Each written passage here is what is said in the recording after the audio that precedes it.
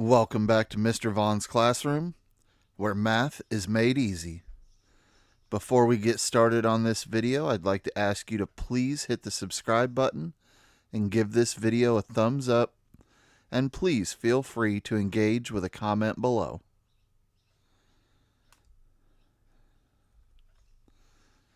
In this video, we're looking at Unit 7 on quadratic equations, Lesson 17, Applying the Quadratic Formula, Part 1.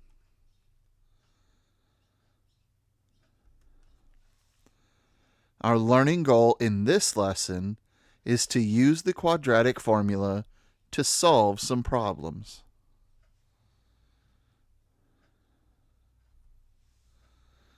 We have one learning target. Once we're done with the practice problems, we will come back and review these just to ensure you've learned everything you needed to before moving on to the next lesson. The learning target for Lesson 17 says that you can use the quadratic formula to solve an equation and interpret the solutions in terms of a situation. So not only are we trying to be able to solve it by using the quadratic formula, but we also want to know what those solutions mean once we find them.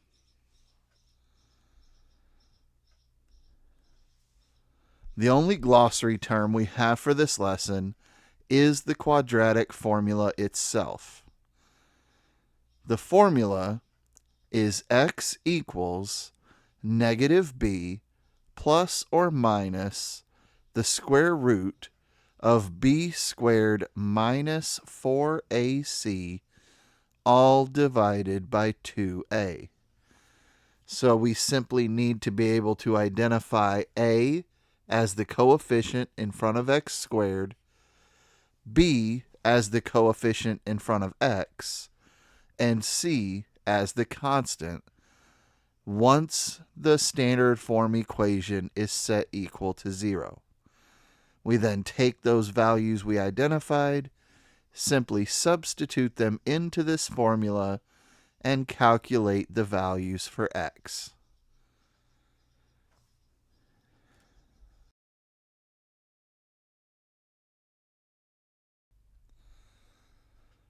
Now we can begin with the practice problems on Unit 7, Lesson 17. In this first practice problem, they want us to select all the equations that have two solutions. So this actually goes back to thinking about solving it by factoring and thinking about solving it by completing the square. And then the thought process behind those two will lead you into getting a better understanding of solving it with the quadratic formula. So something we had talked about previously is that when you take the square root of a positive, you are going to end up with two solutions. And this is because the square root of a positive is going to have a positive answer and a negative answer. So if we think of the square root of 9, that is both 3 and negative 3. So this is what we're going to be looking for on this practice problem. The other options are that we take the square root of 0. When we do this, the only root of 0 is 0, so we're going to have one solution. And then the last possibility is that we try and take the square root of a negative.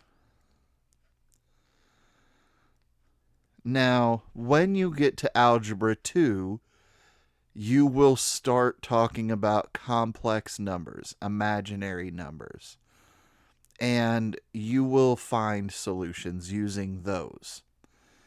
But in this class, for Algebra 1, we don't start talking about complex numbers or imaginary numbers yet. So when we see that we are taking the square root of negative, we are simply going to say there are no solutions. Because we only care about real solutions in Algebra 1. So this is what we need in order to answer this practice problem. When we look at A, the very next step here would be to take the square root of both sides. And when we do, we would be taking the square root of 9. The square root of 9 is going to be 3 and negative 3. So when we solve for x, we're going to solve it twice and get two solutions.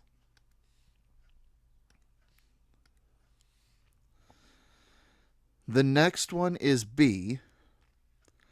We've got the perfect square factored form. The next step would be to take the square root of both sides.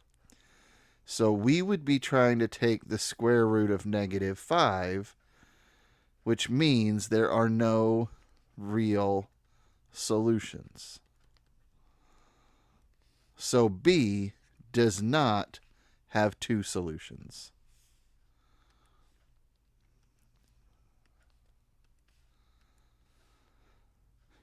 Choice C. The first thing we would need to do is add 6 to both sides. Then we would be set up as a factored form perfect square. The next step would be to take the square root of both sides. So we would be trying to take the square root of 6, and that is going to have both the positive and the negative. That means we're going to have two solutions, so C is a correct answer.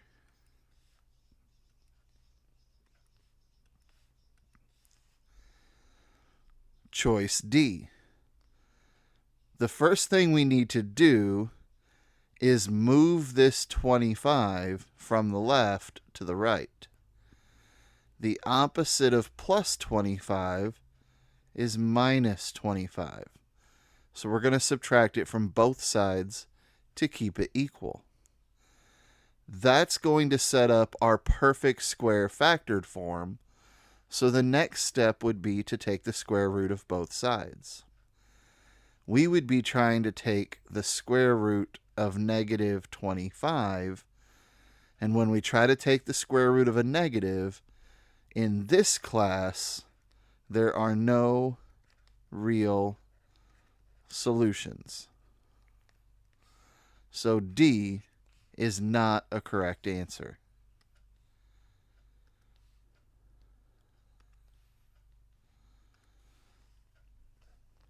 Choice E. We have a perfect square factored form, so the next step would be to take the square root of both sides. We would be taking the square root of 1, which is going to equal 1 and negative 1. So we would have to solve for x, starting out with both of these answers. That means we would have two solutions.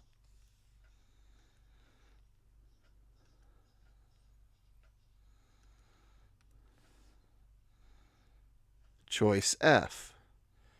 We have the perfect square factored form. The next step would be to take the square root of both sides.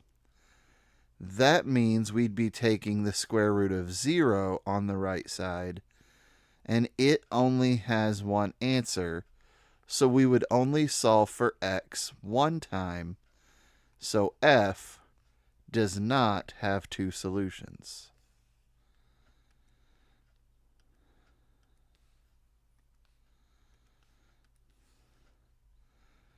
And finally, choice G. Here we have factored form equals 5. Now, you could rewrite this if you wanted. You could say that this is x plus 1 squared equals 5. Now your next step would be to take the square root of both sides. That means you would have plus or minus the square root of 5. So you're going to solve for x twice, meaning you're going to have two solutions. So the options that have two solutions are options A, C, E, and G. The main thing is to remember what I wrote in the upper right corner in red. Anytime you're taking the square root of a positive number, you're going to have two solutions.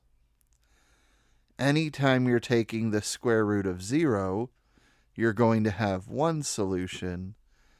And in this class, anytime you're taking the square root of a negative, you're going to have no real solutions.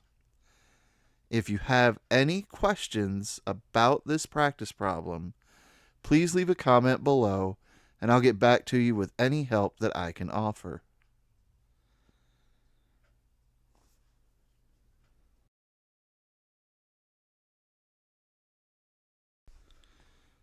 Practice problem number 2.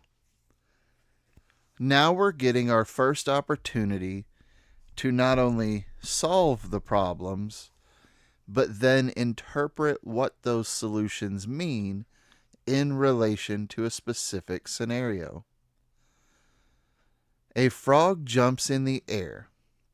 The height in inches of the frog is modeled by the function height of t equals 60t minus 75t squared, where t is the time after it jumped measured in seconds. Solve 60t minus 75t squared equals 0. What do the solutions tell us about the jumping frog? So the very first thing we want to do is identify A, B, and C.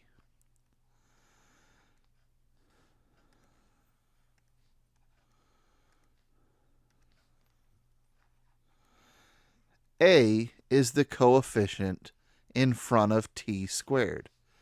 That means A equals 75. B equals the coefficient in front of t, so B equals 60. And C equals the constant, and there is no constant, so C equals 0. We now take these values and substitute them in to the quadratic formula. That means x equals negative b, which is 60, plus or minus the square root of b, which is 60, squared, minus 4 times a, which is negative 75, times c, which is 0.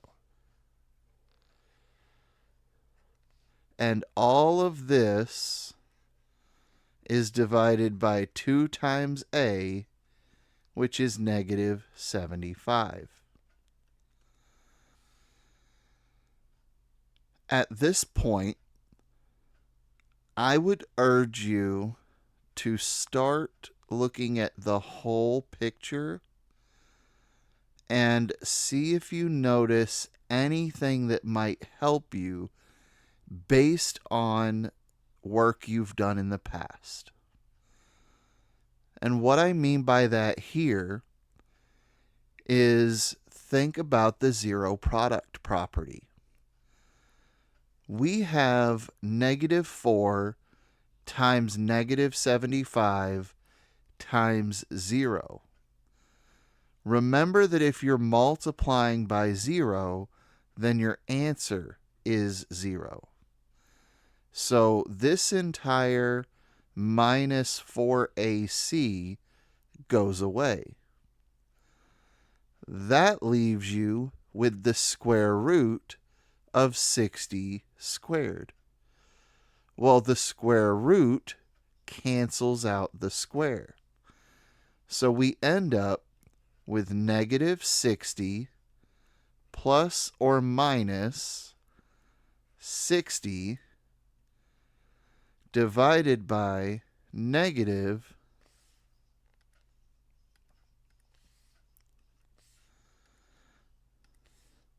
150. At this point, I would urge you to look for any patterns or similarities that you might be able to use from previous knowledge to help you out, to make things easier for you. And what I notice right away is that 60 and 150 are both divisible by 30. And if we do that, we can make these numbers smaller, and I personally prefer to work with smaller numbers. So if I divide negative 60 by 30, I get negative 2. If I divide plus or minus 60 by 30, I get plus or minus 2. And if I divide negative 150 by 30, I get negative 5. So now I get to work with much smaller numbers, and it's going to be easier for me to do. The first x is going to be negative 2 plus 2 divided by negative 5. Negative 2 plus 2 is 0, and 0 divided by anything is 0.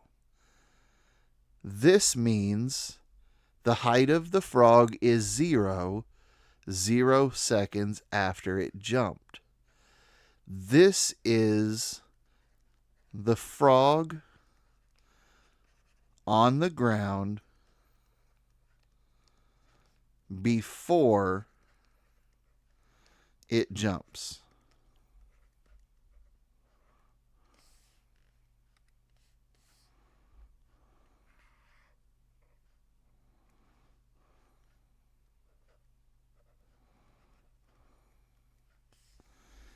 The other solution is when we say negative 2 minus 2 divided by negative 5.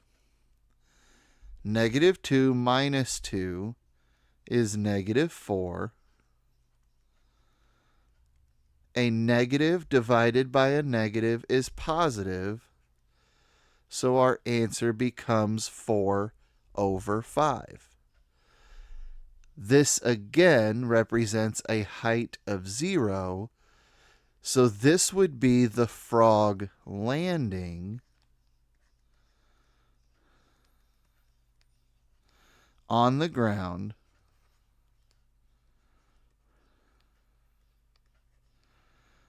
four-fifths of a second after jumping.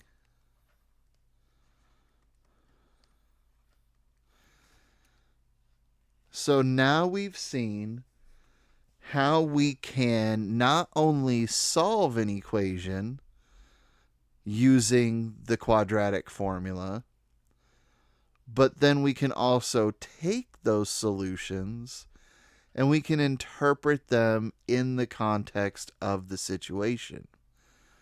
So when they set the equation equal to 0 and the equation represents the height of the frog, that means we're looking for when the frog is on the ground. Since the x, or in this case t, represents time in seconds after the frog jumped, then when the time is 0, that is the frog starting on the ground. And when the time is 4/5, that represents the frog landing 4/5 of 1 second after it jumped. If you still have any questions about any part of this practice problem, please leave a comment below and I'll get back to you with any help that I can offer.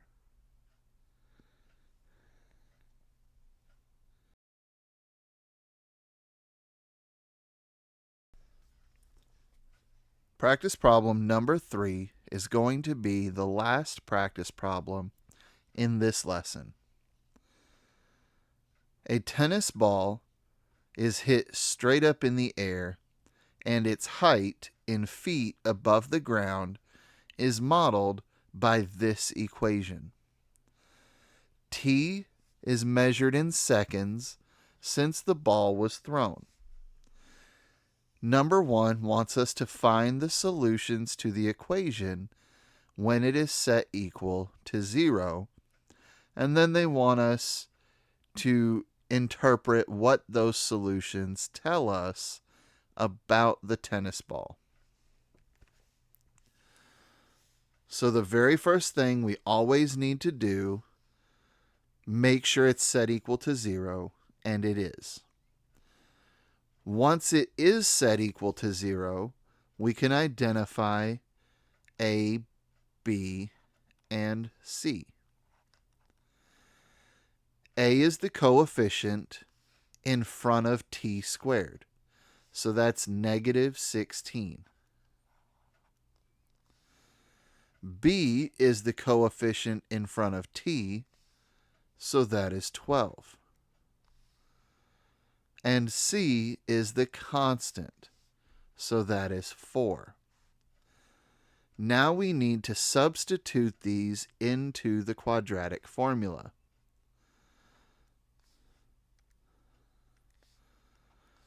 So instead of x, this time I'm going to remember to use t to represent time.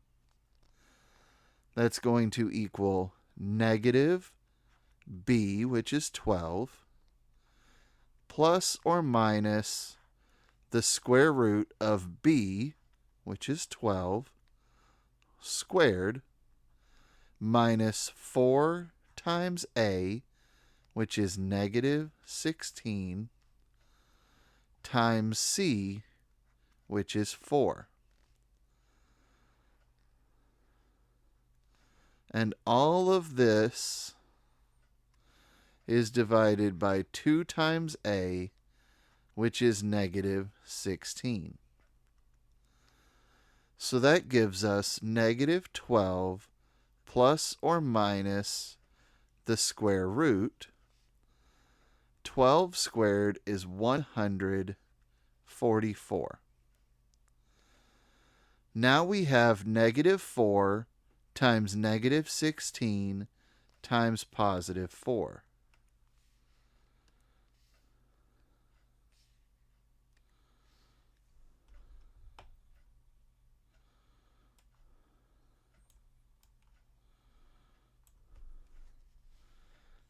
So -4 times -16 times 4 is 256. So we're going to add that.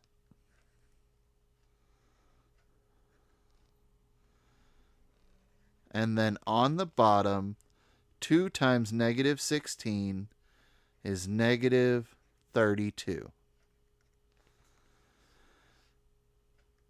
Now we have negative 12 plus or minus the square root 144 plus 256 equals 400.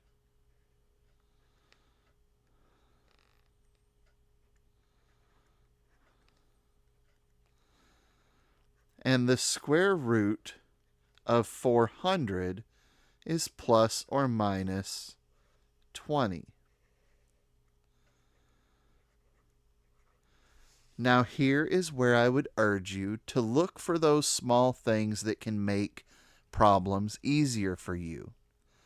And what I notice is that negative 12 plus or minus 20 and negative 32 are all divisible by 4.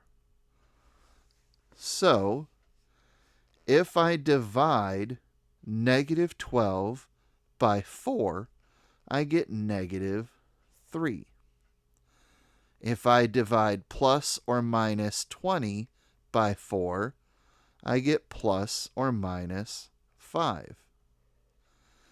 And if I divide negative 32 by 4, I get negative 8. Now I get these smaller numbers to do my math with, and I personally find this easier. So now we can solve the two solutions. First, t equals negative 3 plus 5 divided by negative 8. Negative 3 plus 5 is 2. And 2 divided by negative 8 is negative 1/4. Because this is time in seconds since the ball was thrown, this would represent the ball hitting the ground 1/4 of a second before it's thrown. This doesn't make any sense.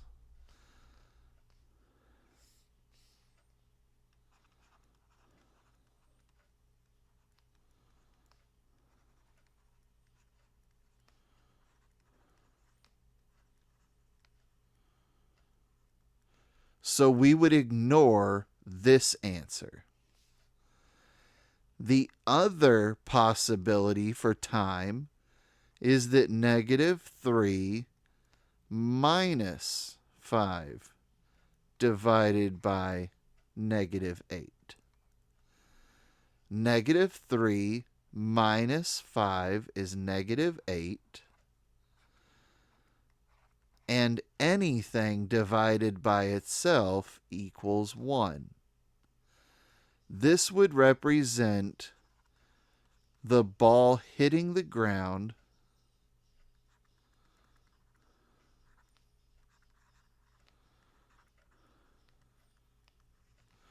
1 second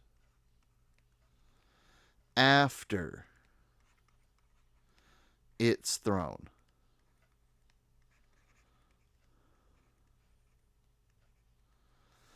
This answer makes sense.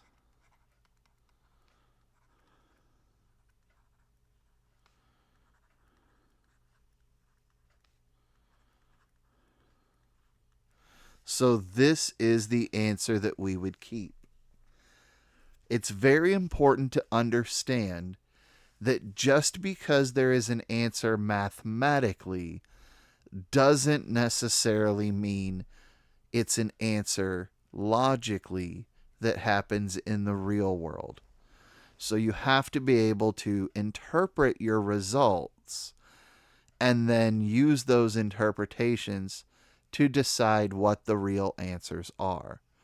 So in this case, even though we have two answers, only one of them makes logical, real-world sense, and that is the second answer, that the ball hits the ground 1 second after it's thrown. If you have any questions about this practice problem or any of the practice problems, please leave a comment below and I'll get back to you with any help that I can offer. Now, before we finish this video, let's go take a look at the learning target one more time, just to ensure that you've learned everything you needed to before moving on to the next lesson.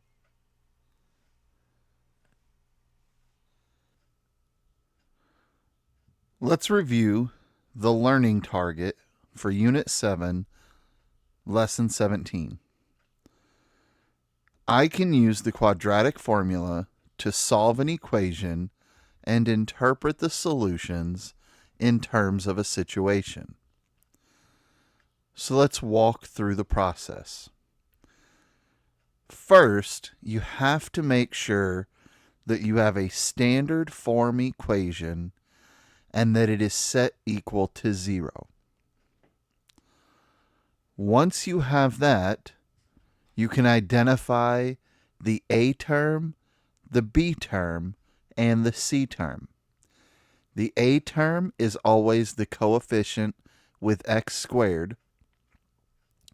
The B term is always the coefficient with x, and the C term is always the constant. Once you find those values, you substitute them into the quadratic formula. X equals negative b plus or minus the square root of b squared minus 4ac, all of that divided by 2a. Once you find your solutions, you then need to think about the situation that they represent. Just because you have a solution mathematically doesn't mean that the solution makes sense in regards to the specific situation that it is representing. For example, in our practice problems, we had a tennis ball being thrown. One of the answers said that the ball hit the ground before it was thrown. In that situation, even though the answer is mathematically true, it doesn't apply to that real-world situation. So you always have to analyze the situation, pick the solutions that make sense, and use those as your answers, and ignore the answers that do not make sense in that situation. I hope you found this video helpful. If you still have any questions, please leave a comment below, and I'll get back to you with any help that I can offer.